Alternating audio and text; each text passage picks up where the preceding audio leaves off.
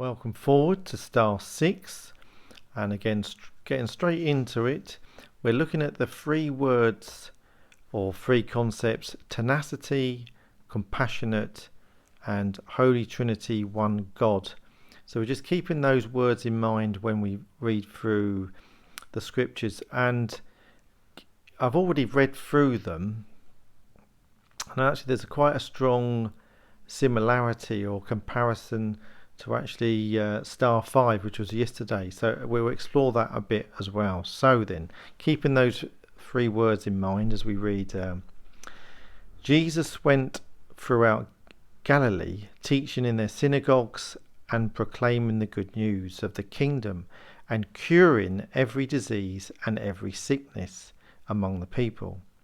So his fame spread throughout all Syria, and they brought to him all the sick, those who were afflicted with various diseases and pains, demonics, epileptics and paralytics, and he cured them. And great crowds followed him from Galilee, the Decapolis, Jerusalem, Judea, and from beyond the Jordan. So the similarity with yesterday was this concept of the disciples following Jesus. Yes, they're just being called and they immediately follow Jesus, and then you've now got these great crowds following Jesus. So the question there is, why are the crowds following Jesus? And I think it's too easy to fall back on the fact that actually Jesus is going around curing people or curing diseases and so forth. I think it's just too easy for that. There's got to be something more to it. So again, what are the crowds really being attracted to? And I think if we take the first word, tenacity, I think there's two things there. One is Jesus is showing tenacity by going throughout all of Galilee, but also the crowds are showing that tenacity in terms of them following Jesus. Jesus is also showing the fact he's very compassionate when he's curing people. However, let's be honest, you can actually cure people without love. But Jesus clearly is showing a great amount of love when he cures people. So he's showing an awful lot of compassion to the people. So again, he's being very tenacious in that. So just moving on then, they were obviously listening to his words, watching his actions and thinking, well, this is really authentic.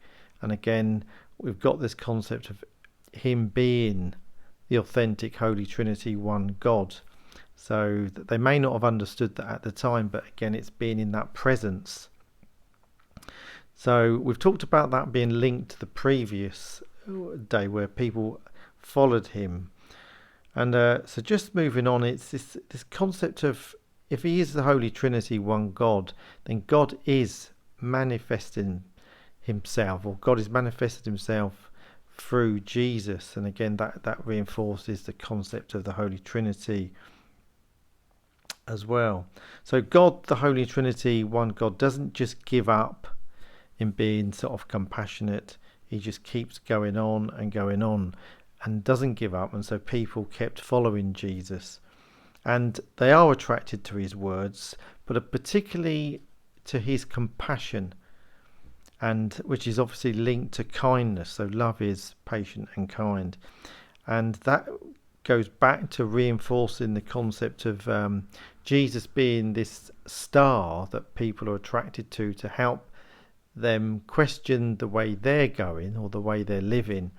And again, it really is about the presence of truth, beauty and goodness, which is being manifested through Jesus, and which boils back to something we talked about yesterday, of Jesus is offering us that infinite potential and possibilities about how we should live our life. And again, we talked about what is the opposite to live.